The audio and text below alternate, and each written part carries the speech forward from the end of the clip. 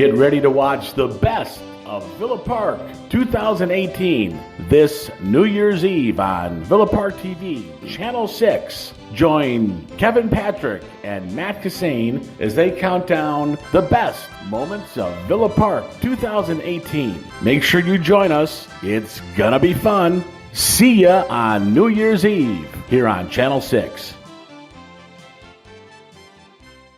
Hey, this is Matt Kissane. Welcome to the Villa Park TV cable special, Best of 2018.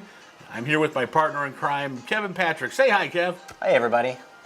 And we're going to start off today's show with our big celebrity appearance by none other than Villa Park's very own Tom Higgenson of the Plain White Tees. Wow, man, that was an honor. We were both at this event, the 28 and 8 event that took place back in the spring of 2018 at the Odeum here in Villa Park, and Tom was gracious enough to come out and do his #1 worldwide hit, Hey There, Delilah. Hey There, Delilah. So let's go ahead and roll that baby. All right, here it is. Okay, cool. So I'm going to do this song, and these guys are going to accompany me on the piano, and you guys can accompany me on the vocals if you feel like it. So sing along with me. Awesome to be here. Villa Park rules. And here we go, yeah.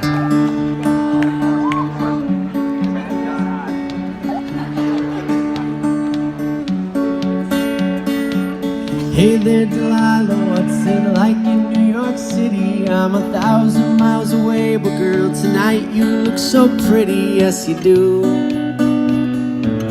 Times Square can't shine as bright as you, I swear it's true. Hey there, Delilah, don't you worry about the distance, I'm right there if you get lonely. Give this song another listen, close your eyes. Listen to my voice, it's my disguise. I'm by your side. Everybody, come on. Oh, it's what you do to me. Oh, it's what you do to me. Oh, it's what you do to me.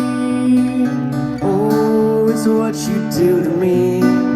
What you do to me. Hey there, Delilah, I know times are getting hard. Just believe me, girl, someday I'll pay the bills. With this guitar, we'll have it good. We'll have the life we knew we would. My word is good. Hey there, Delilah, I've got so much left to say. If every simple song I wrote to you would take your breath away, I'd write it all. Even more in love with me you'd fall. We'd have it all. Oh, it's what you do to me. Oh, it's what you do to me. Oh, it's what you do to me. Oh, it's what you do to me. 1,000 miles seem pretty far. They got planes and trains and cars and walk to you if I had no other way. Our friends would all make fun of us. We'll just laugh along because we know that none of them have felt this way. Delilah, I can promise you, by the time we get through, the world will never ever be the same. You're the blame. Hey there, Delilah, you be good. Don't you miss me? 2 more years and you'll be done with school. I'll be making history like I do. You'll know it's all because of you. We can do whatever we want to. Hey there, Delilah, here's to you. This one's for you.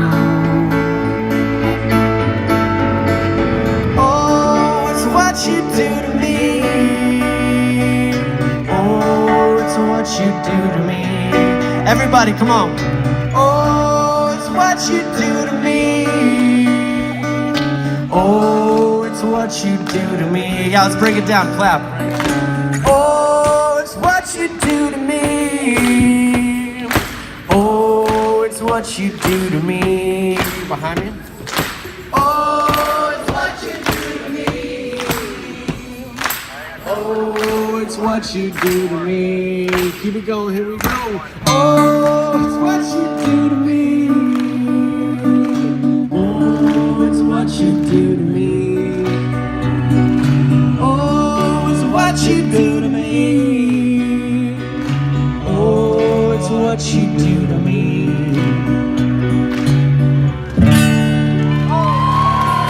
Ladies and gentlemen, Lombard Villa Park's own son, that is Tom Higgenson. Thank you guys, Villa Park. Boom! You could stay up here all night as long as you know old people's music. You guys just gotta keep playing those Beatles songs. Okay, oh, you got it. We'll do some more Beatles, but you know what? My friend out here gave me something that goes like this.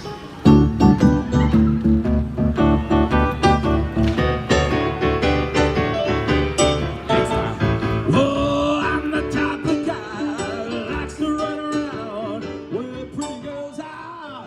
You know. Have you been searching for a great place to live? Maybe a place where you could raise a family? One of the best places in the country has been kept a secret for too long. Now the word is out.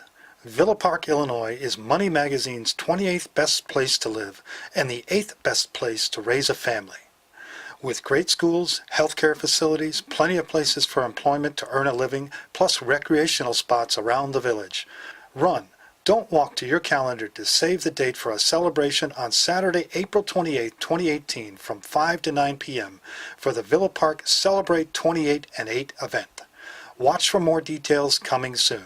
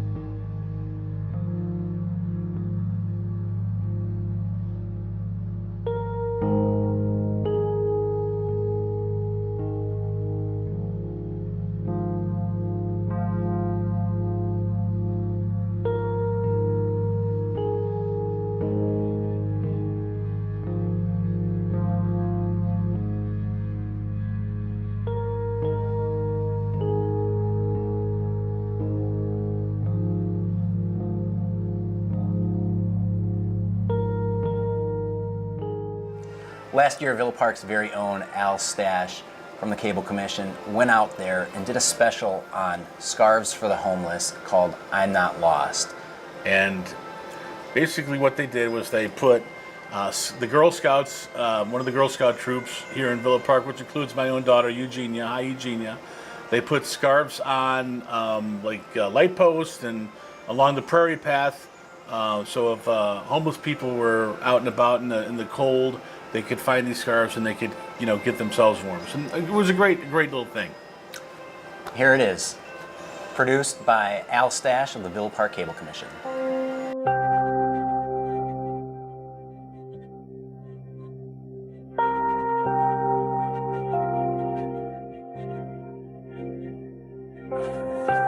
Hello, my name's Al Stasch, and I'm with the Villa Park Cable Commission. I'm out here on the Great Western Trail here in January of 2018. And I'd like to introduce to you a story that I've been holding off over the holidays because it deserves its own attention. Every year during the holidays, we all look at ways to help other people in need. Our police department, our local realtors in the village, and everybody else tries to pull together to give some people some relief over the holidays for those that are homeless, need food, clothing, and other things. But over the holidays, there was another story that I wanted to leave for this year because it's not just about the holidays, it's about all throughout the year. And that is the homeless situation here in DuPage County, the state of Illinois, and actually right here in Villa Park. And behind me on the Great Western Trail, there are people living overnight. They try to find shelters, or they don't go to shelters, whatever the situation, they are here. And the local Girl Scout troop here in Villa Park has been doing something that's going to help these people over not just the holiday season, but throughout the rest of the winter and the colder nights that they are out here, homeless in Villa Park.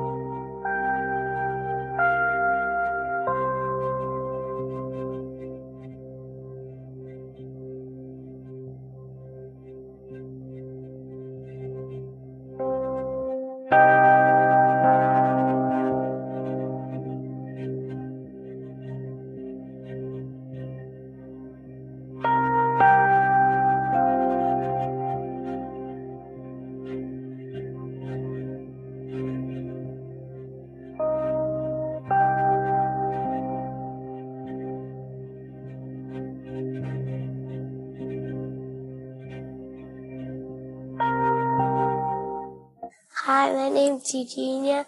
I'm from Troop 55425. Hi, my name's Bianca. I'm a Girl Scout. Hi, my name is Claudia. My troop number is 55425. Hi, my name is Ashley, and my Girl Scout troop number is 55425. Hi, my name is Soleil. My name is Alexa. I'm a Girl Scout, and my number is 55425. Hi, my name is Gabrielle. Hi, my name is Azana. I am a Girl Scout. My troop number is 55425. I am Lily for a troop of 55425. Hi, I am Mia. I am a Girl Scout. My number is 55425.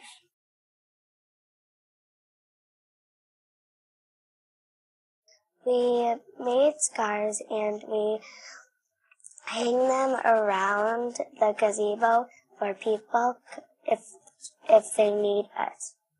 Because some people are cold and need them. For homeless people. And people who don't have a scar.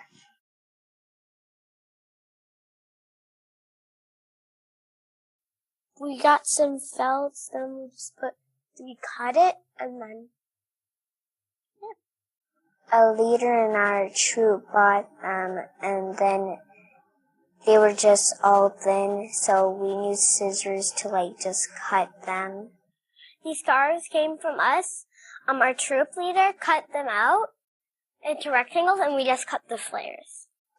There were, I think, 3 different kind of patterns. So I took one of the red ones. Other kids wanted the blue mostly, but not too many took the red. I made one. We all made one. We got to hang up an extra one. We wrote a note. I am not lost. I was handmade. If you need me, take me. Well, in our little, where we usually go for Girl Scout meetings, we made them with, we copied this thing of sentences, and then we wrote it down on a blank piece of paper, and then we decorated the paper a little bit, and we pinned it on some scarves, and we tied it to the gazebo.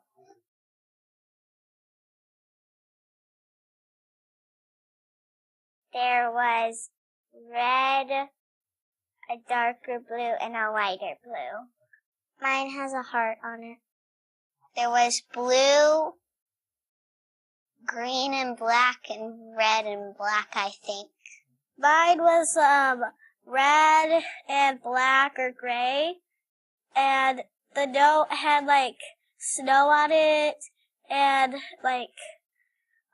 mittens on it, a scarf. It was green with technically green, blue, and white. My scarf was red and black one, so basically looks the same as the others, except it's a different color.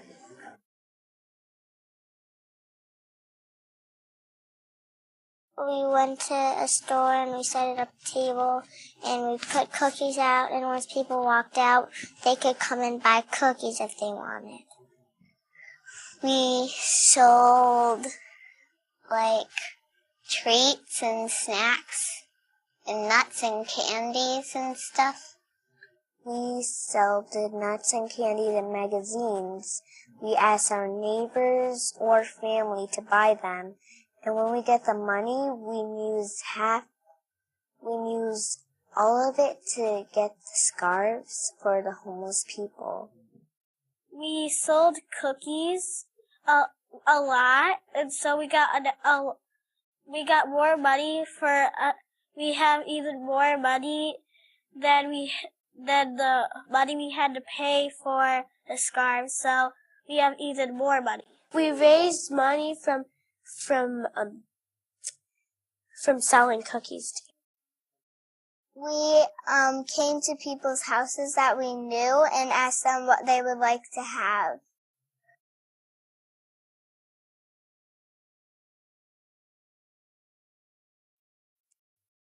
Scary and cold. It would be cold. If it rained, that would be scary, because then you just sleep on the. You would just sleep, and then it would just be rain. Really sad, scary. It would be kind of uncomfortable, and it would be kind of cold. It would be not like a home. It would just be uncomfortable. It's kind of cold, but since you have a jacket on, you're kind of warm. I'd be really scared. I'd be worried or something if something happened. The wild animals out there or something. Scary. And if I heard a sound, I wouldn't know what it was. I'm hearing noises and I don't have a shelter. And I'm cold.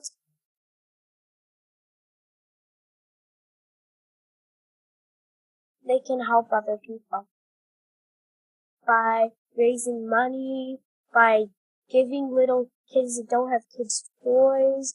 They can do anything. I want them to do, I believe, do the same and just, hope they follow, because being kind and nice to people is very nice and kind.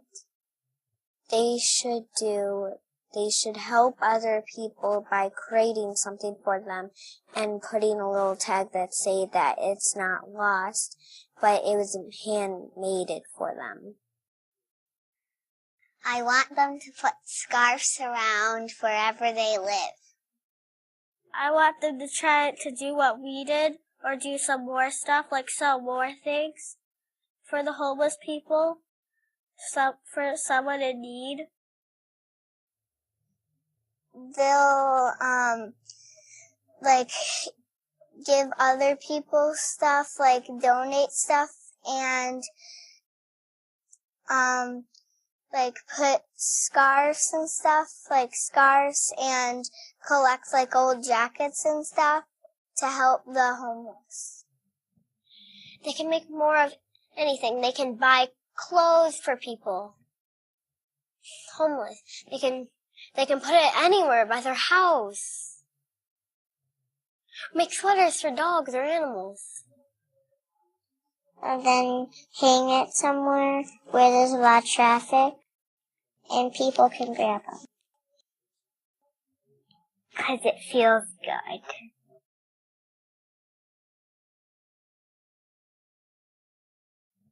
I don't know. I like to help people. Sad. Really good. I feel really happy because homeless people who need them, they can just grab them, and look at them up. Because helping people, every time I help people, I feel good and warm inside because, I'm doing something nice to other people. I think it's awesome. And I feel good because it's helping other people that are homeless. I feel like I did the right thing for the homeless people to get something. I feel really good inside from helping the homeless people. Glad and proud that I did that. I help a lot in my class, so it's just kind of like my thing. So I help a lot. It's not at home for some reason, and so I kind of think that's why. I feel happy.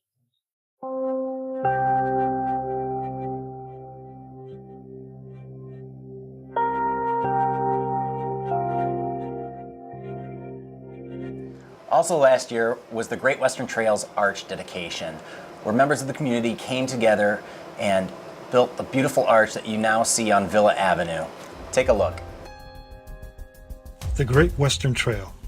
This arched gateway located in Villa Park, Illinois, marks the beginning of the Great Western Trail that extends for 12 miles through DuPage County.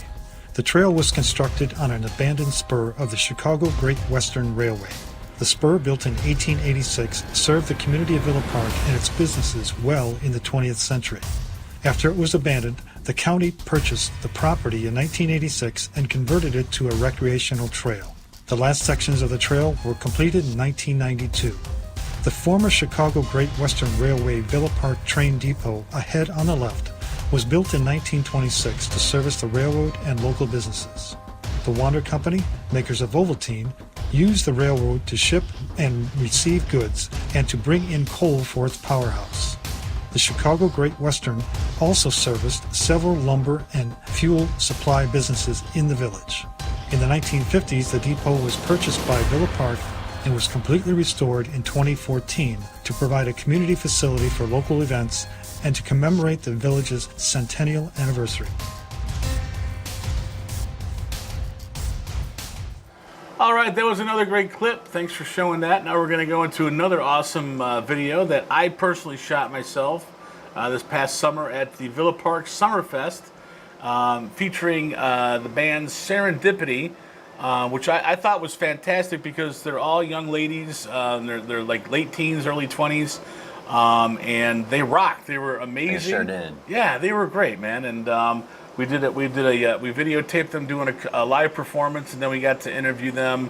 And it turns out I don't think they're from Villa Park, but some of their relatives lived here in Villa Park. So anyway, here's Serendipity.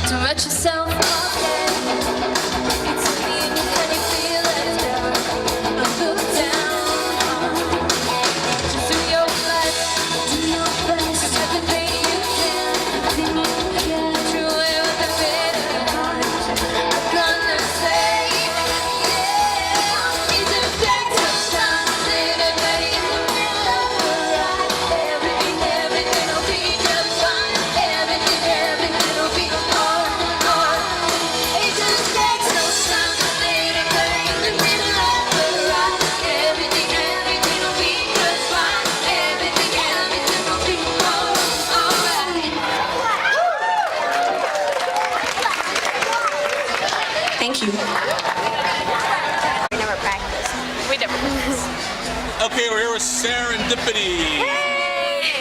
So we're just going to go on to the row here, and you guys say your names. Go. I'm Bridget. I play drums. I'm Haley. I play bass. I'm Josie. I'm the lead singer. I'm Lauren. I play guitar. I'm Sam. I play guitar, keys, backup vocals. A lot of things. Yeah. How long have you guys been together?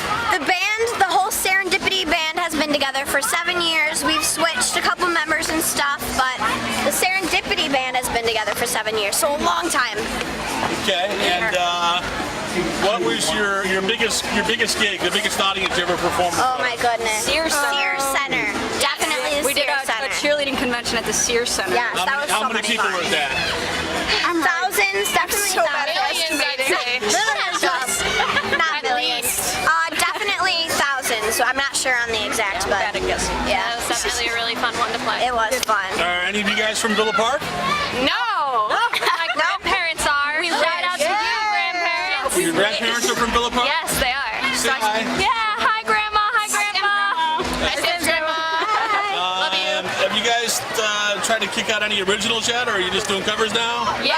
Yes, we have 2 EPs, kind of album type CDs, and we are working on a new one. So make sure you guys stay up with our website and everything. Our website is serendipityband.com, and our Facebook is Serendipity Chicago. So we'll be posting posting a lot of stuff on there, so we'll keep you updated. Yeah, we just recorded a new song on Monday, so we're gonna try and get that out ASAP. Yes, it's gonna be awesome. Okay, are anybody, the people comparing you to any all-girl bands? Obviously, the Go-Go's come to mind. Wow, that's the most recent all-girl band. That really says something, doesn't it? We actually opened for Belinda Carlisle once of the Go-Go's. So She's playing somewhere tonight around here. Oh, really? Yeah, she plays around here. She's around, yeah, but... I think she's playing at Pride Fest downtown tomorrow. Yes, that's awesome. We will see. No, I just thought I'd ask that because it's. I think there's not a lot of 5 quintets that are all female. So. Oh yeah. But We're here do you do any go-go songs? We don't. No, but if you want, let us know. Post it on our Facebook. We can learn songs if anyone has any ideas. Put up a poll. Okay. Yeah. Anything else you guys want to throw out there, put in, or say? Well, again, make sure I can't say it enough. Check out our Facebook, Serendipity Chicago, and our website, serendipityband.com. And the Instagram. Yeah. All the social media.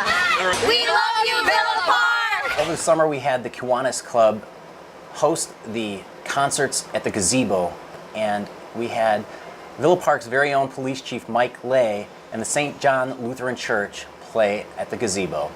Take a look.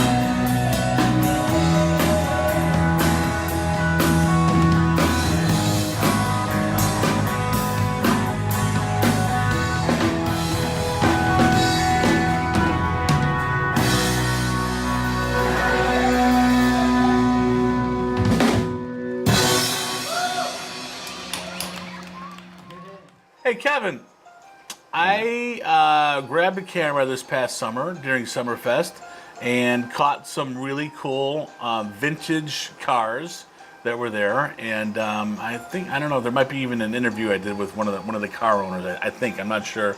So let's go back to the summertime, 2018, here on the Best of 2018 on Channel 6, Villa Park TV. Hey, hi. I'm Al Workmeister. I'm sitting here at the Village Car Show they have every year. I'm here with a 67 Buick Skylark in excellent shape. I've owned it for about 6 years. All old men need toys. This is mine. I have a lot of fun with it, going to different shows and just having a ball. I've been in town here forever. And it's just good fun, good times, good fun for everybody. We're going to start having regular shows starting July 8th, Sunday, right here at Park in Ardmore. We appreciate anybody who wanted to show up. Please show up. We'd like to visit. Thank you.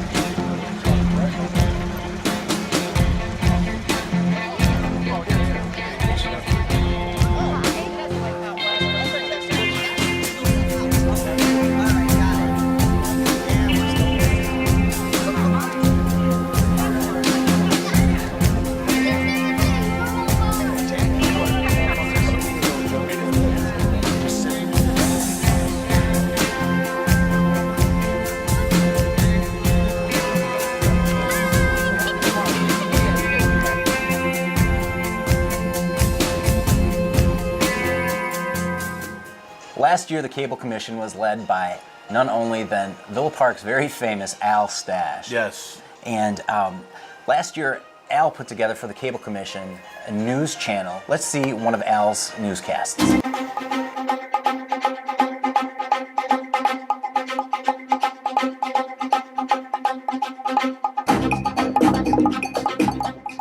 Hello, I'm Al Stasch, and this is Villa Park News. A nearby landmark in Addison, Illinois, was the scene of a dramatic fire in the early morning hours of Tuesday, March 20th. Addison firefighters were called to the scene at 3:30 a.m. and found the abandoned Addison Motel at Lake Street, west of Route 83, fully involved in flames. The motel, built in the 1970s, has been shuttered for a number of years and was not occupied at the time of the fire. Firefighters battled the flames in a defensive posture, knowing that the building was boarded up and abandoned. Lake Street eastbound was closed until the morning rush hour, and firefighters were on the scene until the afternoon on Tuesday, still pouring water on hot spots of the fire. The cause of the fire is under investigation and no one was injured at the scene. Also on Tuesday, residents in Villa Park went to the local polling places to cast ballots in the primary election for state and federal candidates. The results showed that current Republican Governor Bruce Rauner will run against J.D. Pritzker in the November general election for governor of Illinois. It promises to be a campaign with a record amount spent by the two billionaires. Already in the primaries, the two politicians have spent over $120 million in their campaigns combined. For many other seats, candidates were uncontested, including State Senator Tom Cullerton from Villa Park and State Representative Deborah Conroy, also from Villa Park. Now, recently, high school students organized a national peaceful demonstration to oppose school gun violence. Students at Willowbrook High School took part in the walkout that lasted 17 minutes under the watchful eye of school administrators and the Villa Park police. The students held up signs along Ardmore Avenue and chanted slogans, followed with a period of silence to remember students killed and injured in the most recent school shooting in Florida. Also at Willowbrook High School, the varsity baseball season got underway with an opening day win by the score of 3-0 over Glenbard South on Saturday, March 17th. The Warriors were back in action on Monday again, March 19th, when they lost 3-2 to Naperville North.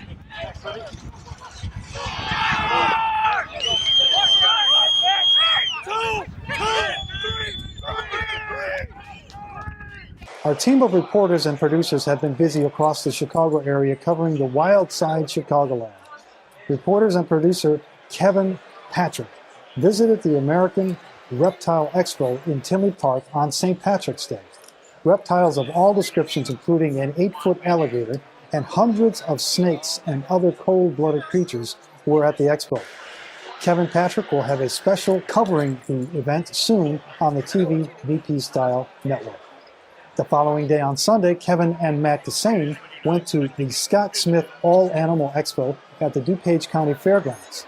A wide variety of creatures were on display, including 2 baby grizzly bears from downstate Illinois. You don't want to miss coverage of that event, also coming soon on our network. I am pleased to announce we have agreed to include a segment in our news program by Villa Park resident Bill Nolden, who conducts movie viewings and discussions at the Villa Park Library.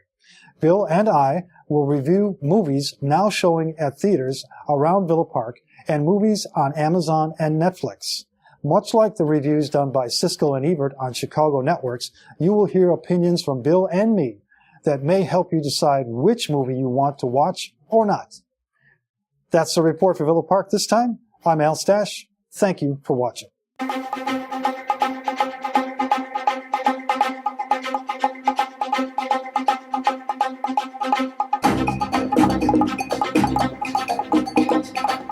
And on behalf of the entire Cable Commission, Matt and I would like to thank Al Stasch for his 10 years of dedicated service to the Villa Park Cable Commission.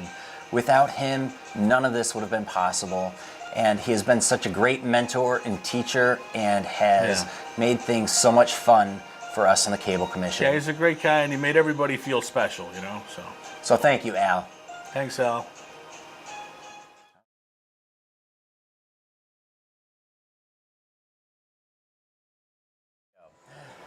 Also last year, we got to film another episode of Wild Villa Park, but this time is our Bigfoot edition. Here it is. Check it out.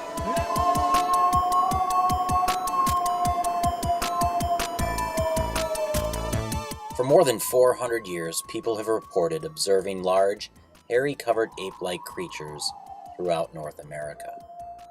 One of the oldest recorded sightings came from Leif Erikson in 986 AD, during one of his first landings in the New World. He wrote about monsters that were very ugly, hairy, swarthy, and had big black eyes. The Indian tribes of British Columbia called the creature Sasquatch, which meant wild man of the woods. Even President Teddy Roosevelt wrote about his personal encounter in 1892 in his book, The Wilderness Hunter. In 1967, Roger Patterson and Robert Gimlin filmed a creature in Bluff Creek, California, that has become one of the most controversial films of all time. A film that has undergone years of scrutiny, and to this day has still not been proven fake. The Patterson-Gimlin film paved the way for many new explorers and free thinkers. Movies like The Legend of Boggy Creek and Harry and the Hendersons, TV shows like Leonard Nimoy's In Search of and Animal Planet's Finding Bigfoot have all inspired a new age of exploration. But where does myth end and reality begin? Given the amount of evidence collected from around the world, as well as a wide range of first-hand accounts and personal stories, some may argue that the legend of Bigfoot should no longer be considered a creature of myth, but instead, a creature of reality.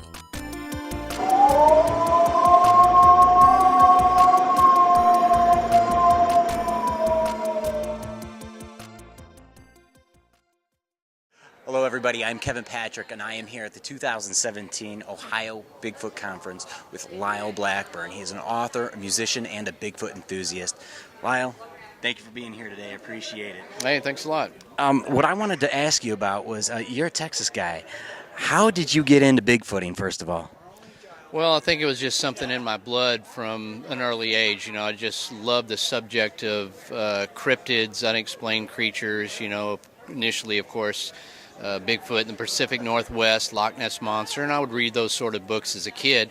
Later on, sometime in the 70s, my parents took me to a drive-in movie to see The Legend of Boggy Creek.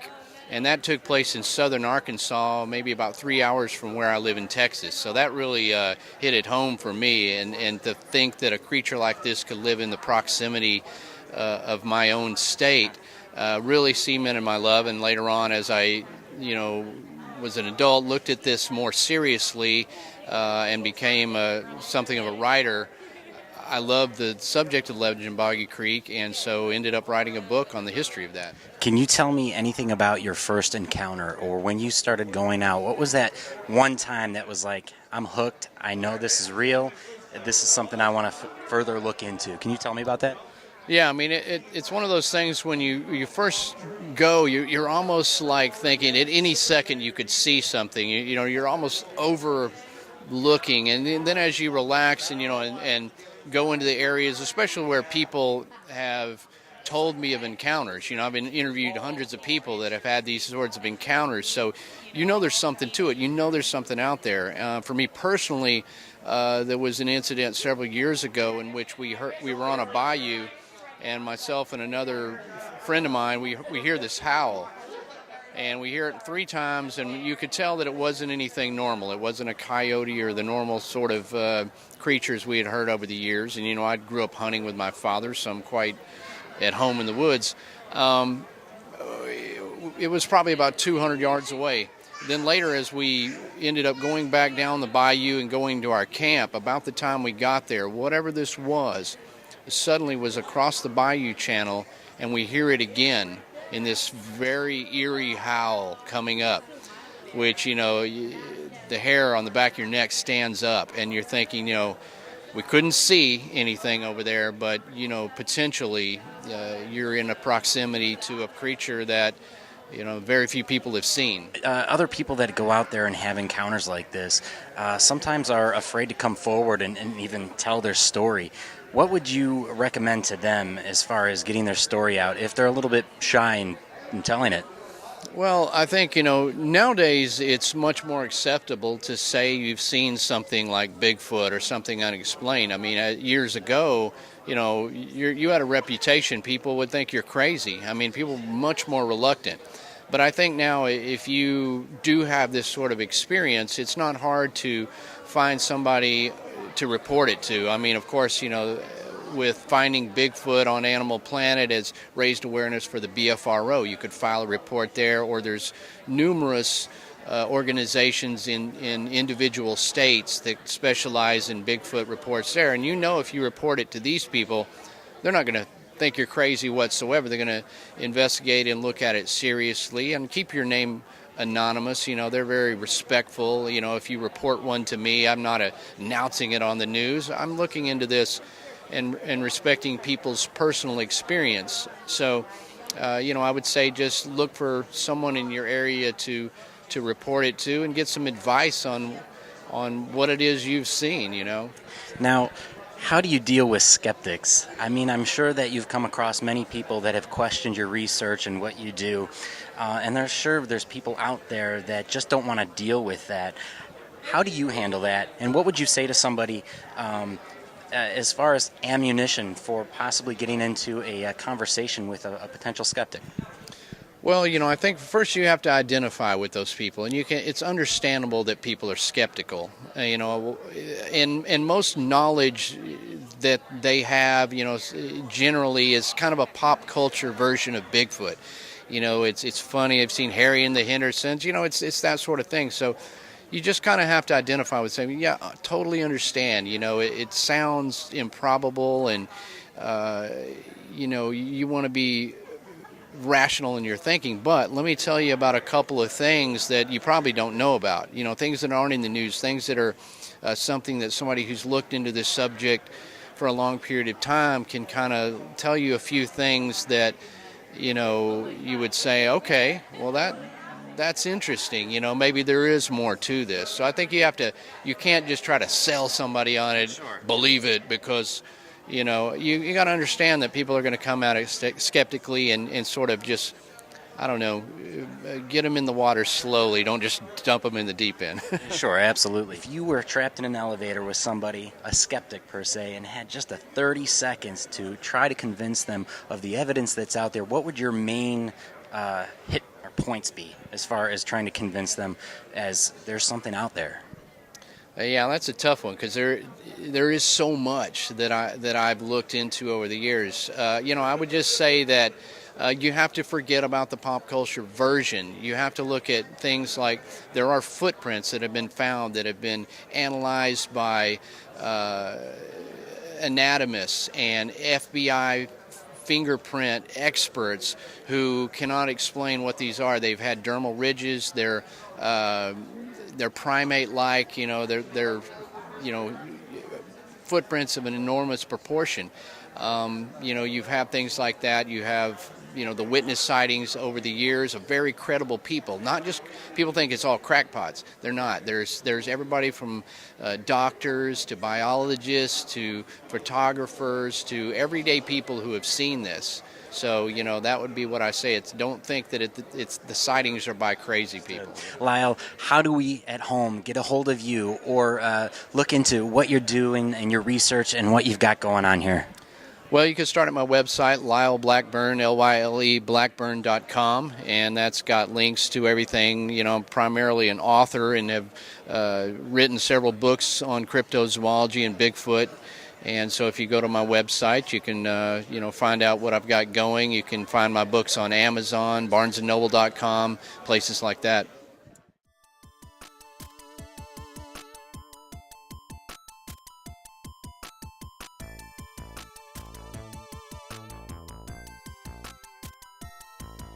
Hi, we're back. I just want to introduce everybody to Mr. Robert Robinson. He's an author and also a Bigfoot enthusiast. Thank you, Robert, for doing this interview. Hey, it's a pleasure. Hey, thank you for doing this. First of all, I want to start off. You were a former service member, aren't you? Yes, I was. I served in the United States Army as a military policeman for 21 years. Well, thank you for your service. I really appreciate that, sir. Now, Robert, I have to ask, what first got you into Bigfooting? I would say if I was to pinpoint the exact moment, it would be the Legend of Boggy Creek movie, like a lot of other people. I saw it. I didn't know anything about it. The movie scared me coming home. In fact, it left an impression on me. We went to a double feature at the drive-in, and I don't even remember what the second movie was. That's how much the movie scared me. But I started, I went to school, I was talking about it, and the teacher said, there's books about similar creatures called Bigfoot. So I started researching, I started reading the books, and I stopped being scared, and I got interested in it. And I found there was more books on Ivan T. Sanderson and John Keel, and I just I loved it. I just loved reading about that stuff. So, I had to do book reports at school. I would go grab one of those books, guaranteed A in my book report, because I was, But then, I went to high school. A little bit. I remember taking friends of mine over to Missouri to go look for Momo, and we didn't really plan that one out too well. We ended up having to sleep in the car. didn't realize it was going to be that far of a trip. But anyway, went to the military. Didn't get to really pursue cryptozoology or legend tripping so much because, the Army keeps you kind of busy. But I was able to read about it and keep up on it. Well, retired in 2003 to Florida, me and my beautiful wife. And I took on, I got a job as JRTC instructor, but I found I had the time to actually go out and do it. So I hooked up with BRFO. They had some expeditions going on in Florida. Hooked up with them, started going out. Met a couple other people that did it, and it just started growing. My wife, she had an interest in ghost hunting, so I went out ghost hunting with her. So she came out Bigfoot hunting with me. I went out ghost hunting with her, and we brought our kids with us, because to get them away from the video games and the TV. And it just kind of progressed, and we heard about the term legend tripping, which encompasses all that stuff. So we started calling ourselves legend trippers, and we've been doing it ever since. In your book, you had mentioned that there's a section in there where you talk about interviewing potential witnesses to Bigfoot. I'm assuming that in your career at some point in the military as a military police, you've had some sort of training on how to interview and potentially interrogate potential suspects. Well, witness or the person that committed the offense. We have to, especially, we read them the rights and they decide they want to make a statement. So, the door's open. So we go ahead and have them do statements. We have them do their statement. Then we go back and we ask questions on the statements because, he waived his rights. He wants to talk. So it's basically the same thing. That's how I kind of treat it like I'm not going to say I treat every witness as a skeptic, but I always kind of listen intensely just to make sure they're not, it's one of those, are trying to hoax me or waste my time.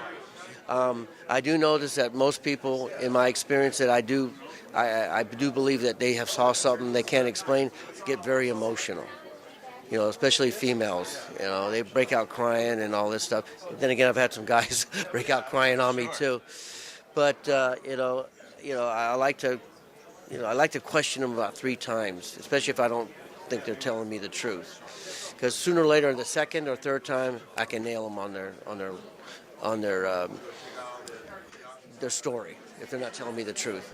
Now, I'm assuming that you regularly do interviews with witnesses quite often. About how many have you been doing, or how often do you do a year or a month? Gosh, I don't know. That's a good question. A lot? It has been a lot. When I've been hooking up with the Sasquatch hunters, we've actually had some witnesses come out, and I'll listen to the stories, and I mostly stand in the background like I'm not paying attention, and then I'll go back up to the person and say, tell me that again, Okay, tell me again. And, I had one person that, he could tell me everything that happened all 3 times without a glitch in his story. And I believe he saw something that he couldn't explain. Now, for your average person that just goes out on a hike in the woods, if they have an encounter or an experience, what do you recommend to them, especially nowadays with the potential of being harassed about seeing a Bigfoot? Well, how would you handle that? Here's a story. I drove into a gas station one time with my Jeep. Drove these boys in a big old pickup, about 4 of them, country boys. Anyway, they got in there and they looked over and they saw the Jeep with the Bigfoot. And he goes, you look for Bigfoot. There ain't no such, there ain't no such thing as no skunk ape. One boy, I think he was the driver, leaned over and goes, yes, there is. My dad saw it. The boys all just stopped right there and went, what? I said, yeah, my daddy saw it. Oh, okay. Yeah, and they looked at me and they looked at the guy and stopped right there. With the popularity of the shows and some of the stuff going on, I think more and more people are actually coming out now and talking about it. Yeah, there were some times that some people didn't want to get ridiculed, but I think with the shows showing and some people, okay, I'm not the only one who's seeing this thing, so maybe I should go talk about it. And all the reports seem to be somewhat similar description. Is that correct? Yes, sir. That's correct. People think for some reason in Florida that Bigfoot is only 6 foot or smaller. That's not true. He is actually 8 foot and above. It's just that some of the reports are of maybe possibly a juvenile Bigfoot. Now, most people are thinking about Sasquatch being in the Pacific Northwest. Are they anywhere else? Well, according to what I've been, my research, they're all over the United States. The only place I know they're not is in Hawaii. I think something to this? Yeah. Because, We've actually had reports going on for a long time, but they went as like a wild man. And most people would just picture some feral man sitting out in the woods with just a loincloth and all that. They didn't really give it much thought back then.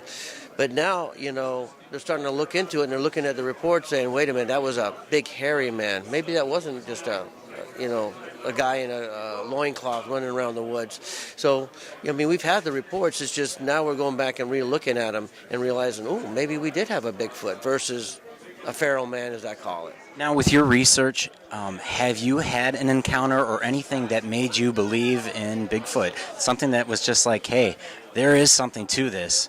Well, when I was up with we were doing in the Bridges property, and we had two of our gentlemen get growled at the night prior, and then we found the tracks the next morning, and I went, wow.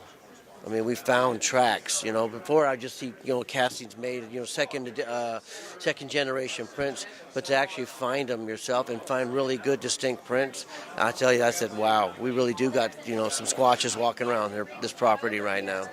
If you get stuck in an elevator and you have 30 seconds to talk to a skeptic about the main speaking points of why Sasquatch potentially exists, what would they be? What would your 30 seconds be filled with? 30 seconds, here we go. There have been reports since the settlers first came here. We have footprints, we have hair. I realize that the whole DNA thing is on, but there's credible people, doctors, doctors. There are, like I said, there are people in the community that have never, with a very good reputation, seeing something, that know a difference between a bear and what they're seeing. These hunters here know a bear. And they've come over and they've told me, I said, yeah, we saw a bear over there. Well, this guy said, this wasn't no bear. This thing was running, not walking, running on two legs. Bears can walk on two legs. They can't run on two legs. So, how can all these people be seeing this thing? And you're trying to tell me it's not out there? Are all people just imagining it and we're all actually seeing bears that run on two legs? So there's got to be a little bit more to this. I believe there is. I believe there's a large primate-type creature in various parts of the United States, in the woods, the swamps, or whatever, making its home, trying very desperately to kind of keep itself, its pods intact without humans, coming in there and, killing them and stuff. Really quick, how does our audience get a hold of you or see what you're doing here, or even look into your research? Well, I have a blog, Legend Trippers of America, and I also on Facebook, Robert Robinson, Legend Tripper. And I've been writing articles for Cryptid Culture and World Explorers magazine. But the best way to get a hold of me is, my blog, Legend Trippers of America.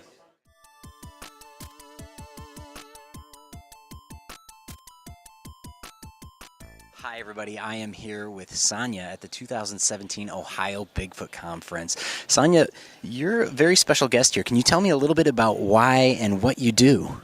Well, I'm a paranormal researcher by hobby, but I'm actually a well-known spiritualist in Ohio. I'm the ghost lady. I run Haunted Cleveland tours. I do ghost tours on Halloween, and my main job is to help people who are scared about the ghosts in their house, or they have something really nasty that they need to get rid of. So I'm known as the lady that gets rid of the ghosts. Kind of the original Ghostbuster. Yeah, one of them. One of them. One of them. And in Ohio here, I had a Bigfoot encounter when I was 15 in Mohican State Park. And that's what sparked my interest. Like many people, enthusiasts, you get a flavor or something, or you get that adrenaline, or something happens. You got to answer the question of what was that? Can you tell us about your encounter? My encounter when I was 15, or the most recent one that I actually seen with my eyes recently? Let's start with the one when you were 15 and then move to the recent one. Okay, if you do want to read the whole encounter, it's in Dina Palazzini's book, one of her books she wrote about. And I was listening to the Boy Scout leader talking to the campground owner about the Boy Scouts being harassed in the middle of the night. Backpacks were being gone through, something was poking at tents and was scaring the kids. And the owner said, they're not going to bother you. He's like, it's okay. And they're like, no, we're out of here. So they said they're leaving. He goes, no, the Bigfoots won't bother you. So I heard this and got a couple of kids together from the campgrounds. I was 15. We went looking for this thing, and I found tracks. And I found my first set of tracks, and I knew better to put my foot down. And I actually caught 2 tracks. Later that night, we went out when it was dark, and we heard something scream from across the woods now. in the 70s, at that time, 1978, there was reports of Bigfoots in Mohican and the Minerva area with cats in assistance of like pet cats or hunting cats. I don't know what they were. But we heard definitely what we thought were cat screams. Maybe it was a Bigfoot, but I was thinking it was cat screams. Something followed me back to the cabin. I really at first thought it was a big cat because they stalk you. Yeah. You know, and I'm 15. I'm thinking, I don't have a knife. I don't have nothing. I get to the cabin. Well, long story short, it ended up against the cabin, and it came up close. And when it did that, I did a little bit of the telepathic psychic, hey, or you, or you. And it got startled and fell into the cabin. And the wall of the cabin shook so hard that our bunk beds came off the walls, the wooden bunkhouse. And it put a wrinkle in the metal roof, and it got up and ran away. In the morning, and we were terrified. We woke up the girls up. I happened to be up because I knew that it followed me back. Never saw it, but I heard it run away. So I heard it. I saw the tracks. I felt it. The owner, Ken, had to come down. He goes, what the heck? And there was no tire tracks. It almost looked like a truck hit the side of the building. It was that damaged. It was really big and heavy, and it wasn't the horses. It wasn't like a horse, because you would have seen horse tracks, but it was a big, heavy boom in the side of the cabin. And then later on, jump to 2013, I had another encounter in Mohican where there's a very steep area where the dam, it even says there's beware, this is a steep terrain, beware. And these people had these kids running around screaming and yelling, these little kids. In my mind, I was thinking, why would you let your little ones with these crevasses and deep cliffs, why would you let your kids? But I was thinking that. So we get to the area where we first start to walk in, and there's kind of a slope, and I'm known to have vertigo. I don't do well looking down on stuff. So I turned this way to face the rock wall to get through the area. And as I did that, I looked up to inch my way along the wall, and there was a Bigfoot looking down at me. And it was kind of on its arms, and it was looking over, and all the hair was hanging on. I didn't have any hair here, but all the hairs were hanging down, looking at me, and he went, I swear to God he did. So then I turned to my friend, oh my God, I saw a tree stump, looked up, it was gone. It was that fast. And then I kept insisting that I think I just saw a tree stump. I think I just saw a tree stump. In the meantime, one of my friends who we were hiking with came tearing back at us, all excited. Did you hear that running? Did you hear that big thing running? I was like, I just saw the tree stump. I just saw the Bigfoot. And it was a reddish brown. It was more of a juvenile because it wasn't like a huge 8-foot tall one. It was more like maybe my size. Okay. I couldn't tell any really features of it. I just remember the skin around the eyes, because when it was hanging down, the hair's hanging down, the perspective of it is like when you look up at somebody and their hairs are hanging down, they're looking down at you. And it was just brownish, reddish, and he looked surprised. So that's why everybody's here at the park, because we all get together. Probably 90% of the people here have seen something or have had something happen. And so I have a knowing. I've seen a Bigfoot. I know. A lot of people that have encounters sometimes don't want to come forward or afraid to. Maybe people won't understand them. What would you recommend to somebody that might have had an encounter that is not sure whether or not to come forward and make a report or not? What would you recommend? There is a way to make a report, and it can be anonymous. And the BFRO website, not that I'm affiliated with them, but it's a well-known nationwide, it's a base that you can go in and do it anonymously and make the report. Chances are there could be other reports.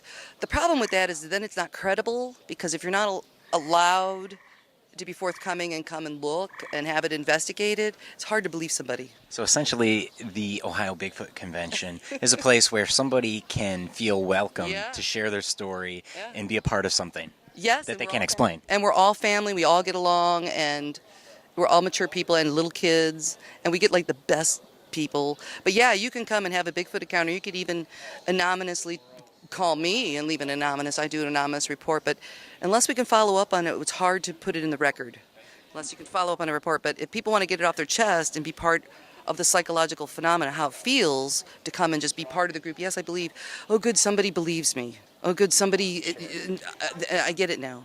Now, for somebody that might not have ever had an encounter, but is willing to get out there and maybe do a little investigating on their own, what are some things that you would recommend to them?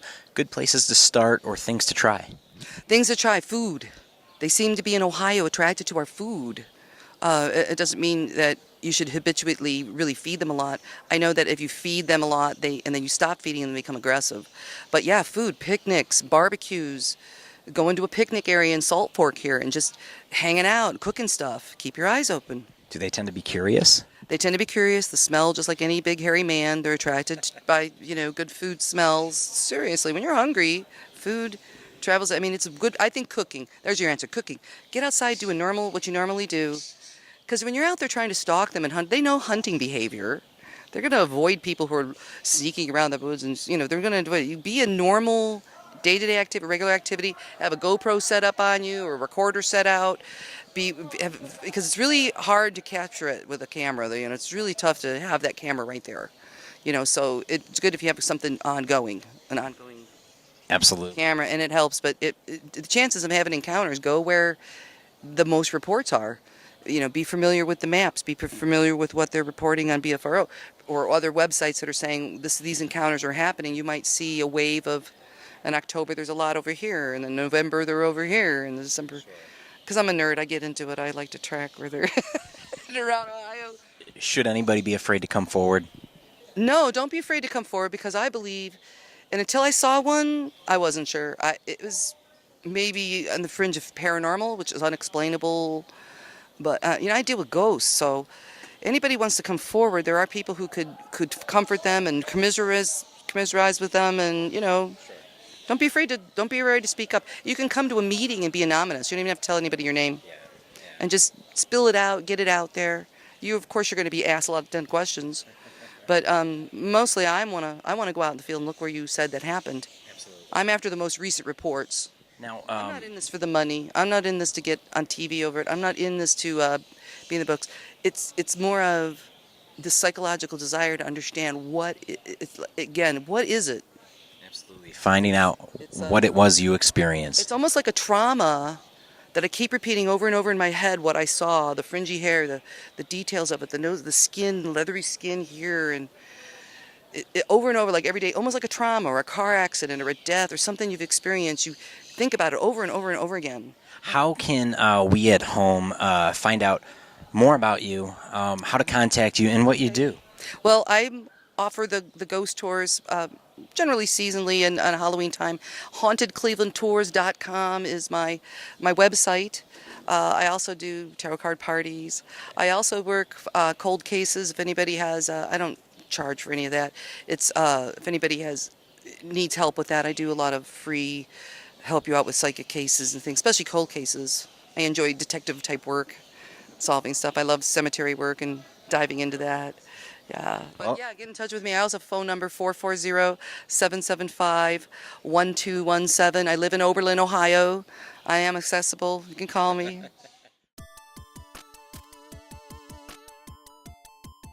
Hi, everybody. I am here with a very special guest, Mr. Robert Morgan. He is an author and then also a Bigfoot enthusiast. Mr. Morgan, thank you, first of all, for having the interview with me. Oh, it's my pleasure, my friend. Thank you. You actually are the author of the very first Bigfoot book that I picked up and started getting into. So I'm actually very happy that you are doing this interview with us. So thank you. I appreciate it. It's my pleasure. When did you get started in this hobby?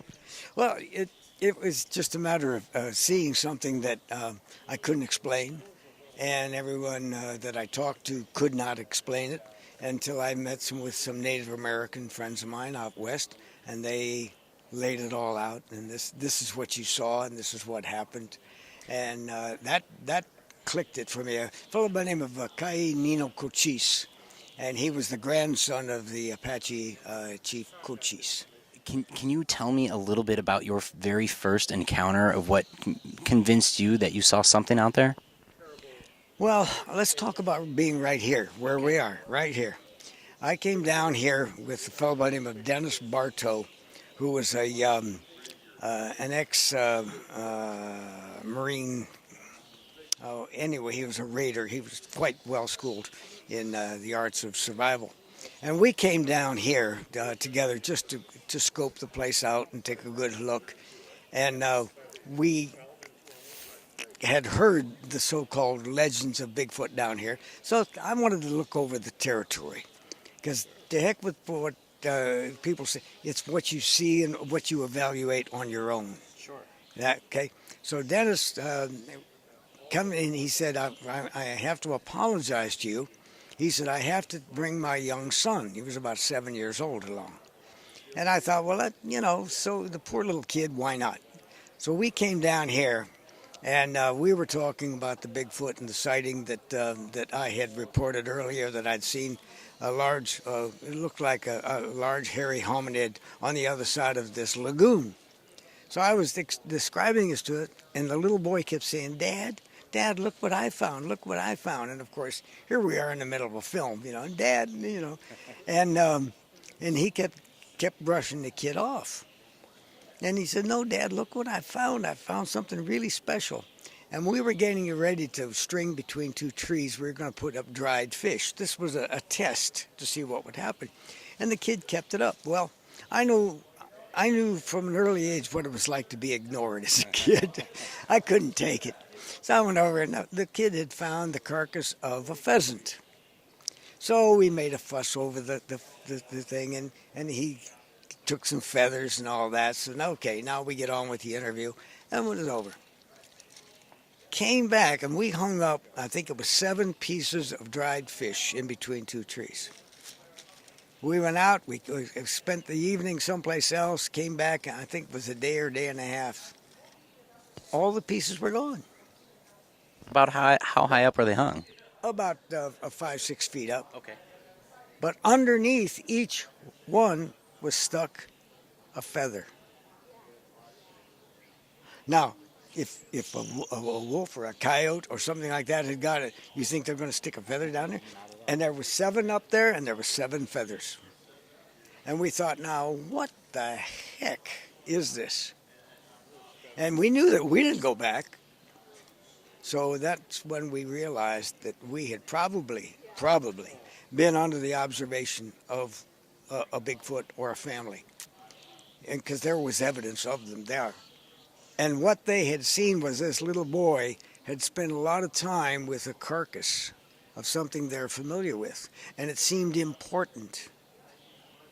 So they took the food that we had laid out, but gave us the gift of those feathers from that pheasant. A lot of people have experiences or encounters, but they seem to be afraid to come forward, or afraid that they might be ridiculed or made fun of. What would you advise them if they had an encounter? Would you even advise them to come forward? Sure. Tell the truth.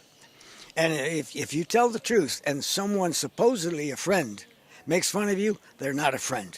Absolutely. So ice them out. For newer researchers or people just getting into the hobby, trying to go out and do some research, do you have any suggestions for them, what to keep an eye open for, what to look for, or what just to have a good time looking for Sasquatch? Well, I published a book on those things, and they're probably still available somewhere. Real quick, what's the name of the book? Field Researcher Guide. That's the yellow one, right? That's the one. That's a good one, by the way. That's the one, because I laid it out pretty much step by step what you can do. Yeah. And if you follow that, you're pretty much covering all your bases. But the secret is, when you do make a contact, keep your mouth shut. Because other people will come down and they're going to try to make fun of you, or they're going to start planting things in. Yeah. So don't tell anyone where you're doing your research or where you're putting out what I call gifts. Absolutely. Keep it to yourself, because other people, for whatever reason, will do things like that. Now, we're in Salt Fork State Park, Ohio. Mm-hmm. Are Bigfoots just in Ohio? Oh, no. Where else can we find them, you think? Oh, my God. All over Pennsylvania, upstate New York, Quebec, Canada. In the upper areas of Gaspé Peninsula, you'd find them there. You find them in Minnesota. You'll find them in North and South Dakota. You'll find them in Idaho. You find them in Washington. So literally, they can be anywhere, just about. Take a look at the forested areas, and try to look at it this way: if you were a well-trained ranger in the Army, but you had access to food that you could eat, and you had the proper food, clothing, could you survive? Well, hell yes. The average city people, are so easy because when they're driving down the road, they're not looking for Bigfoot or anything like that. They're looking to stay alive. And farmers, they're too busy with their crops. When we were talking about skeptics, I know that sometimes, a lot of the times, you say, just forget them, because if you know what you know, you saw what you saw. That's all that really matters. Yeah. Now, people that might have had an encounter and that are trying to come forward, or even getting into a conversation with a skeptic, per se, in your opinion, what would be some ammunition, per se, to dispute that something is out there? Well, first of all, if you never want to try to convince someone who's closed-minded. It's not worth your breath, your heartbeats, or your time. Forget it. You know what you've seen. You know you don't have to share those things, except that someone, if they ask you and you tell them and they show interest, of course you tell them. You share with them. But every time you do, you're laying yourself open to someone who will tell it to someone else, and they'll go out and sandbag you with a bunch of junk. Keep it to yourself. For us, where can we find your book or even more of your research? Well, I haven't published recently on purpose, but if all you have to do is go online and you find it. Type in your name, huh? Yeah, type in the name Robert W. Author, and it'll pop up. And the publisher, in fact, the editor's here now. And we had a brief chat. Whether or not we're going to go on and expand it, we'll wait and see. Well, there you have it, everybody. The infamous Mr. Robert Morgan here at the 2017 Ohio Bigfoot Conference. Again, thank you, sir. I appreciate the interview. Thanks a lot. Yeah, and you guys are lucky to have a guy like this to watch. Thank you.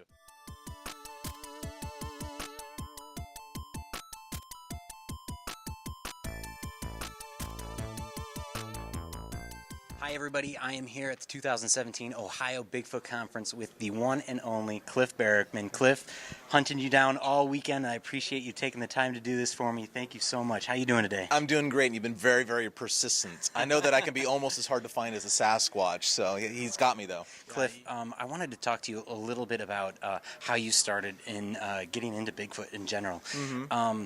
You were a former teacher. Yes. My wife was a former teacher. You guys have a lot in common. It's hard doing that. How did you go from being a teacher to teaching big kids about Sasquatch? Well, really, the first year or two of me being on the TV show was a little difficult because I was a full-time classroom teacher. So when we shot the pilot, for example, I think we shot that like at the very end of school when summer started. So I had to get my classroom cleaned up and get out and go film this thing. But then the pilot was rather successful. The network bought the show. We had 6 episodes for first season, but that was going to be in February, if I remember. In February or March. I'd have to go back and check my notes. But nonetheless, I had to miss like 6 or 7 weeks of school. So that actually was quite difficult. I got a long-term sub. My students were very understanding, but also really excited for me and thrilled that their teacher had this opportunity as well. Because when you're a teacher, and you know this from your wife, of course, when you're a teacher, you're basically the matriarch or patriarch of a 30 unit tribe.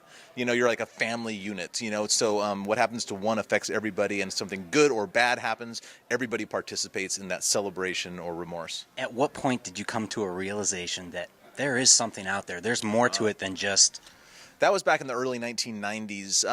I've always been interested in Bigfoots, but kind of peripherally, as like a strange, unique, eccentric thing, I loved monsters when I was a kid. But when I was in college, I had a few-hour break between classes, and so I would go to the library and just pick books off of the shelf and various subjects that I enjoyed learning about, mostly sciences, like astronomy and chemistry and stuff. But one day I found myself in the anthropology section, and I found a book that was a collection of scholarly articles written about Sasquatches from the perspective of cultural anthropologists and physical anthropologists. And when I started reading about the scientific work that had already been done by that point, I think this book was published in the 70s or something, late 70s, early 80s. When I read about the stuff that has already been done at that point on Sasquatches, I started realizing not only are Sasquatches funny and quirky and all this stuff I like and am, but they might be real as well. So I was already camping and backpacking, so I just kind of put that on the roster of things I was going to do out in the woods when I was there. Now, you've been doing a lot of different types of research, really good stuff too. Coming from an academic background and then coming forth with this research, that had to have been kind of a hard thing to be like, hey, I believe that there is a Bigfoot out there. How did you handle that? I just don't care what other people think, honestly, because the facts are the facts. I've always, like I said, I've always been eccentric. I've always been the outsider. I've always, I remember in high school, I would get notes from my writing teacher and stuff saying that, like, Cliff, you definitely are marching to the beat of your own drummer. I've always been the outlier, you know, so the fact that I was into Bigfoots and other people didn't know anything about them, it wasn't actually that unusual for me to be into something really cool, and they weren't, because I've always been that way. Like, I'm into something cool and you're not. And it's a little arrogant and weird and stuff like that, but like Bigfoots are cool. I mean, you can't argue that. As a teacher, you've probably heard of something called an elevator speech. You got 30 seconds, you're locked in an elevator to basically sell yourself to somebody in there. If you're locked in that elevator with a skeptic or somebody that's just open-minded, what are your 30 seconds going to be filled with just to say, you know what, open your mind, there is something out there. What are your main speaking points? Well, first of all, I don't try to convince skeptics. It just doesn't seem worth my time, honestly, because it's a matter of education. And skeptics don't like to hear that they're uneducated on a subject. They think they know more than me, for example. They think they know more about Bigfoots than I do because I know they're real, and they don't, and they know they're not. So why would I bother arguing with somebody? It's like arguing that the earth is flat. It's like a waste of time. I don't even engage. If they ask me questions, I'll be happy to answer them. But as far as convincing somebody, I could care less. Absolutely. What would your advice be to new people getting into the hobby or becoming new researchers, just with open minds, wanting to get out there and find something? What's your advice to them? It's really, I suppose, twofold. Number one, and most importantly, educate yourself. Read books. Don't educate yourself by watching YouTube videos and that sort of thing. There's a lot of junk and nonsense and hoaxers and liars and weirdos and people who are probably telling the truth but are just dead wrong out there on YouTube, okay? Read books by people with qualifications, either experience, like John Green, for example. He's a newspaper guy. He didn't have scientific academic qualifications, but he was a newspaper guy, so he had experience on his side, you know. Dr. Meldrum is a good example. He has the academics on his side, you know. He knows what he's talking about as far as anatomy. So read books. Educate yourself on the subject. Number two, enjoy it. And that's probably the most important thing of all, because anybody can Bigfoot, whether you like to read books or not. Anybody can go Bigfooting, because Bigfooting is basically camping with a purpose. So go out there with the goal of enjoying the woods. Don't go out there just to film or see a Bigfoot, because you're going to be disappointed almost every time you go. Pretty much every time you go, you're going to be disappointed if that's your goal. But if you go to the woods because you like the woods and you like to camp, or you like the people you're going camping with, and maybe Bigfoots will be there, you'll be stoked every single time because you'll be successful. People that might have had an encounter or an experience that might be a little bashful or reluctant to come forth because they're afraid of ridicule or whatnot, what would you say to them, and how do they come forward if they have a story to tell? Well, first of all, it's okay, because you are not alone. You are just one of thousands, literally thousands upon thousands of people who have had a very special experience and observation. Your observations might be useful if you've seen one of these things. So I would encourage you to share. There's plenty of groups out there. Like I've got a website. You're more than welcome to report it to me, cliffbarackman.com, and I guarantee you I will never share your name with anybody unless I have permission to, basically. You know, if you want to speak to an investigator of mine, you are welcome to do so. But they have instructions to never publish a name. So you don't have to come out and be in the public eye about a sighting anymore, as far as I'm concerned. If there's a name attached in my files, good, I get to speak to that person or whatever. But the public will never, ever know. But what if you have an observation of a Sasquatch doing something that really no one has seen before? Or maybe 6 or 7 people have seen but aren't willing to share. That's information we don't have that we could learn something from. So I would encourage the sharing of information, because that's kind of what science is about in a way. Learn something, publish it, and then see what other people have to say about it. If you saw Sasquatch do something unusual, we put that out there, or maybe I'm aware of it. Maybe if I hear somebody else say the same thing, there's 2 or 3 data hits all of a sudden, and oh, that's a Sasquatch behavior. We can add that one to the books too. So don't be bashful. You're not alone. It's okay. They're real. You can see these things, and you're not crazy. You're not hallucinating or anything like that. It's okay. You saw one. Tell me about it. Love to hear it. Cliff, us at home, how do we learn more about you and your research and what you're doing? Well, of course, I think my website and my blog basically are probably some of the best ways to learn about what I'm up to. CliffBarackman.com. Just look up Cliff Bigfoot on Google and it'll go right to my site, guaranteed. I've got Facebook, I've got Twitter, I've got all that junk too. So if you're interested in what I'm up to or what I'm interested in, check out any of my social media sites, check out my websites, email me. It goes right to me and no one else. So be patient for a reply. There you have it, everybody. Cliff Barackman at the 2017 Ohio Bigfoot Conference. Cliff, thank you so much. I really appreciate it. With the thousands of reported sightings worldwide and an impressive array of physical evidence, many people still argue the existence of Bigfoot. While some of these reports might be considered hoaxes or misidentifications of animals, I'm left asking myself, out of the hundreds of thousands of reports worldwide, over the span of hundreds of years, can they all be fake? Regardless, I think it's important to say that whether or not you are a believer in Bigfoot, one can't deny the vastness of unexplored wilderness in our world. And sometimes it's just easier to believe that something doesn't exist, but it's a lot harder to prove it. And maybe, just maybe, one day, our society will be one brave exploration away from finding the truth. I'm Kevin Patrick, and thank you for joining me on another episode of Wild Villa Park.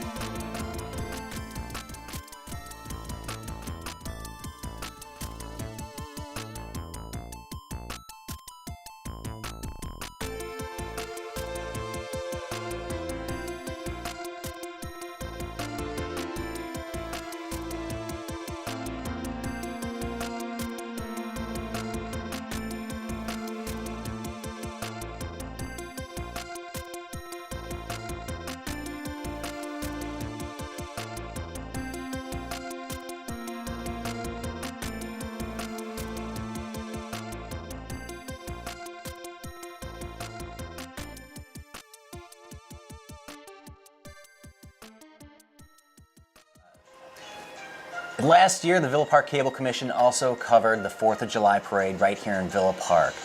Al Stasch, Sid Berg, and also Matt Kissane were out there filming, and I also was out there filming with the drone. You might have seen it.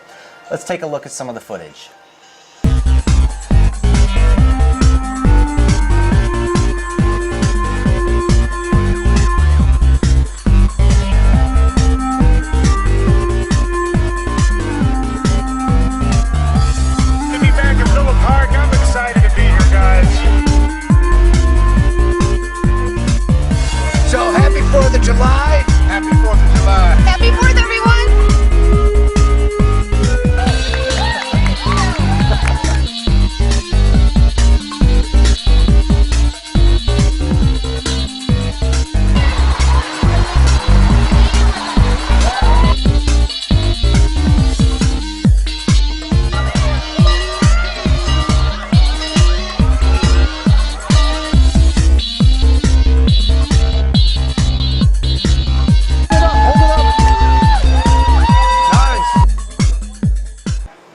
This is Matt Kissane, and I'm with Kevin Patrick, and we're doing a rehash of the best of 2018 Villa Park TV Channel 6. And we want to make sure that we don't forget to give a shout out to the very brave men of the Villa Park Fire Department who are out there risking their lives every day to keep Villa Park safe. So let's check out that video real fast.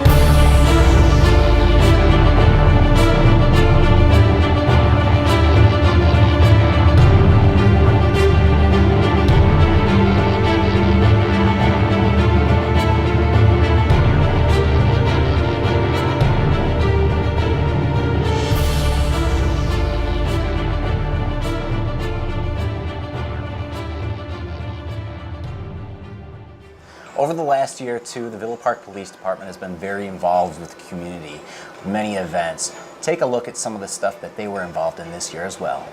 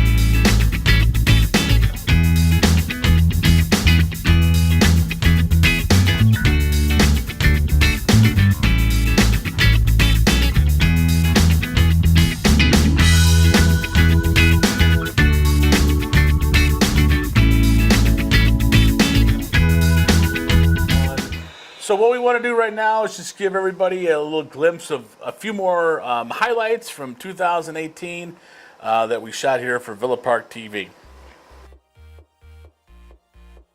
We're here with Mike Rimley, who is one of the hosts for Comedy Night here in Josephine's in Villa Park. Now, has the audience grown a lot over the past couple years? I would say it's grown a bit. We got a couple regulars who come in frequently, a couple locals who start doing comedy regularly, so they usually bring some people with them, and I think a lot of people have been enjoying it, sticking around once it gets started and throughout the night. Make some noise out there. How you doing, Villa Park? Yeah! I know you guys are looking at me right now and you're thinking to yourself, I look a lot like that famous actor Brian Denny. I used to think that was really cool until he played Gacy. So you ladies order the pizza? And then my father, before we could say anything, my father looked at all of us, started screaming in the frickin' breakfast place saying, "Hey, don't you yell at your mother! We still eat pizza off that pan today!" So we're here with Brad Stupak, who is the co-host and co-producer of Comedy Nights here at Josephine's. Brad, how long have you been doing comedy here at Josephine's? We've been doing Jokes at Joe's here at Josephine's for about 2 years. 2 years in September. And how's it going? You guys get a pretty big crowd?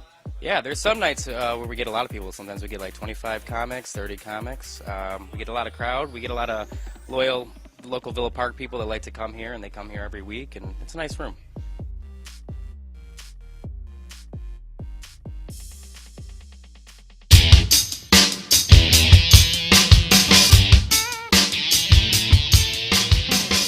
This is Bob Schwartzky. We're back here at the DuPage County Fairgrounds with Greg Woody, who brought along some bears.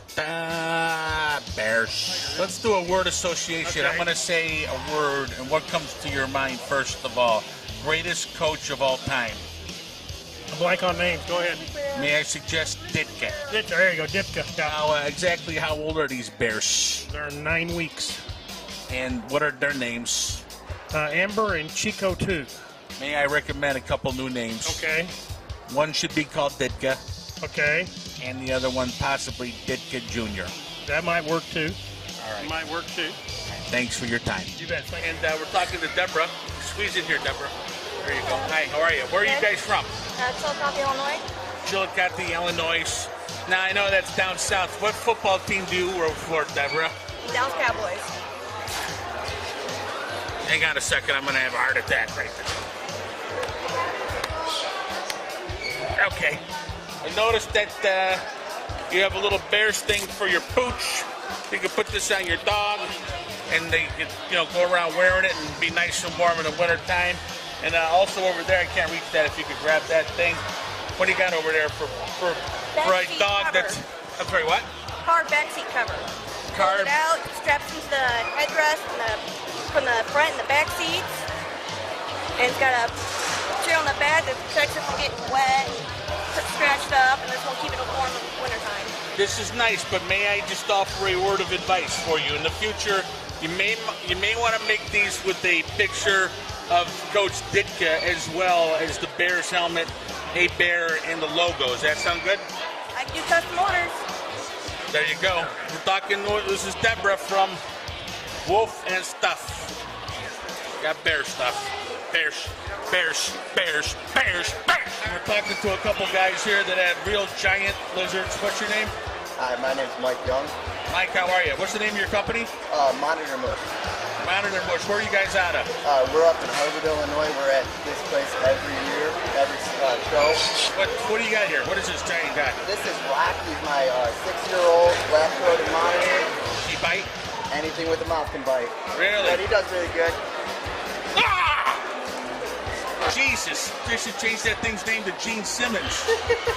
Yeah, maybe. All right, I'm about to have a real heart attack. Hold on. Another heart attack. That's a baker's dozen. What's the name of your company? Marco's Bird Guys. And they have agreed to officially name this bird Coach Bird Ditka. And if you notice, he's got a little gray in the temple up there, like the coach. Hey, little bird. What's up, buddy? All right, they don't want to talk right now. The birds. And we're here with my friend Scott, who's in charge of the show. Scott, how are you, my friend? Good. So far, so good. How's the air up there, my friend? Better than down there because I just passed gas. I'm sure you've heard that dumb joke a million times. 1,000,002. So tell us a little bit about, what's the name of the show we got here? Scott Smith's All Animal Expo. We're first Saturday, third Sunday every month, 10 a.m. till 3 p.m., $5 to get in.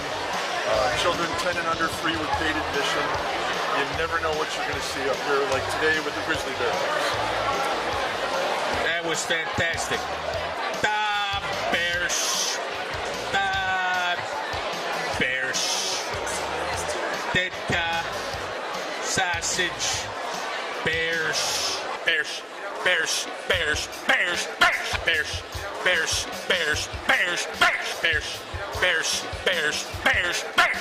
Sorry. You said bears, I immediately go into my thing.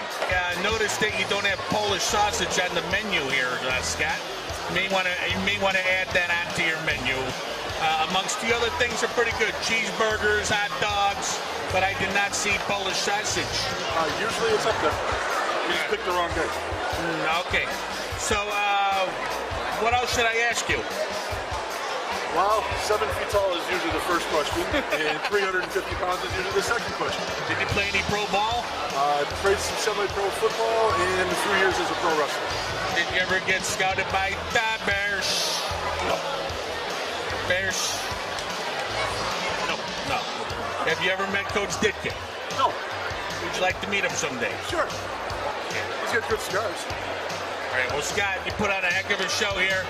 Once again, this is Bill Schwartzky for Villa Park TV signing off at DuPage County Fairgrounds. Thank you, Scott. Thank you. I'm going to tell you a story about a certain Coach Ditka. Came to Chicago in 1982. This should put her to sleep, rock her to sleep. Coach Ditka did not have an easy start, Bear. But by the end of 1985, he took the Bears to a Super Bowl. What football team do you root for, Deborah? Dallas Cowboys. Some Bears. Bears.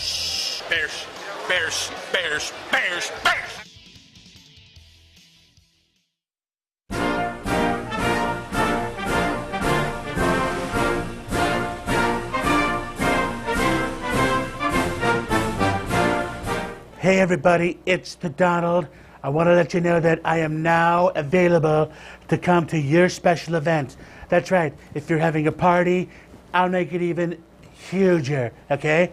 I'll bring all my friends, Chachi, and that's my only friend. I'll bring him with. He's going to be a lot of fun. It'll be huge. Trust me, you're going to have a lot.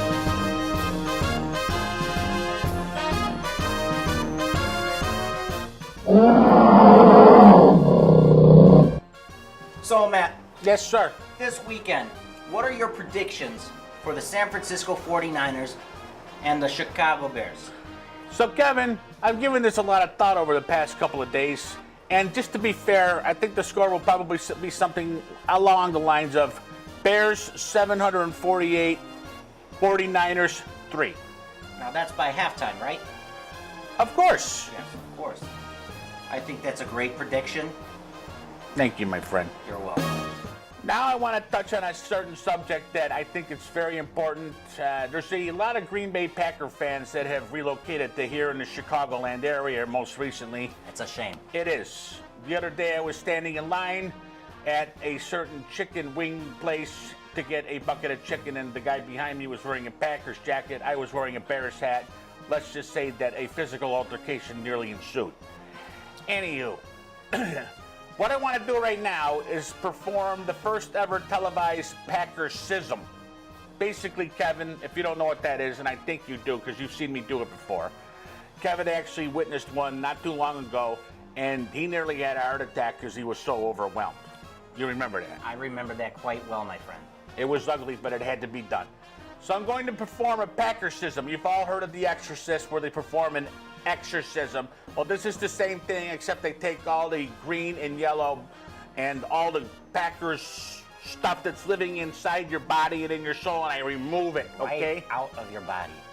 By the power invested in me, all Packer fans out there in television land, I would like to remove all the Packer fandom that you have living inside of you. Bring it out now. Bring out Brett Favre. Bring out Aaron Rodgers. Bring out the great yet Packer fan Vince Lombardi. Bears, Bears, Bears, Bears. You have now been transformed into a Bears fan. I bet you feel a lot better, too. Very well done, Matt. Is it true that at one point you were a Packers fan, Kevin? Not at all. Just testing your loyalty. Just kidding. Anywho, we'd like to wish everybody in the Chicagoland area, especially here in Villa Park, where we shoot this wonderful show, a happy holiday season, including a certain team from a certain city that starts with the letter C, ends with the letter O, and in the middle is Hickok. A team known as the Bears. Happy holidays, everybody, from your good friends Kevin and Matt, the super fans, Bears!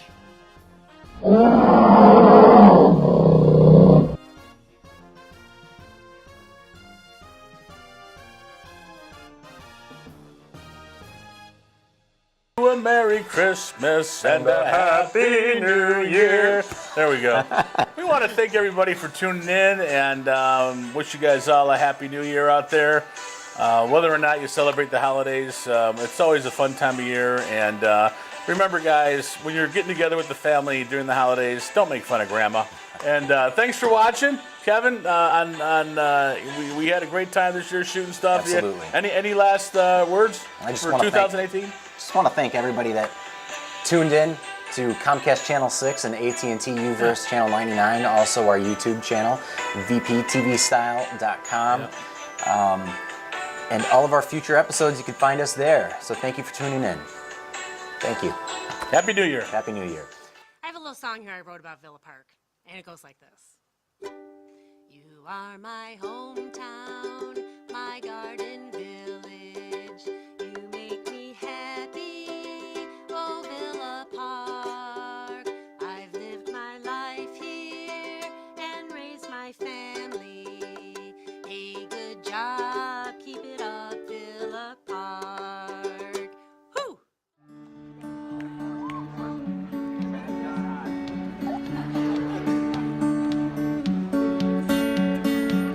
Hey there, Delilah, what's it like in New York City? I'm 1,000 miles away, but girl, tonight you look so pretty, yes you do. Times Square can't shine as bright as you. I swear it's true. Hey there, Delilah, don't you worry about the distance. I'm right there if you get lonely. Give this song another listen. Close your eyes. Listen to my voice, it's my disguise. I'm by your side. Everybody, come on. Oh, it's what you do to me. Oh, it's what you do to me.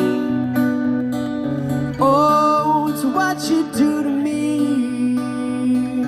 Oh, it's what you do to me. What you do to me. Hey there, Delilah, I know times are getting hard. Just believe me, girl, someday I'll pay the bills. With this guitar, we'll have it good. We'll have the life we knew we would. My word is good. Hey there, Delilah, I've got so much left to say. If every simple song I wrote to you would take your breath away, I'd write it all. Even more in love with me, you'd fall. We'd have it all. Oh, it's what you do to me.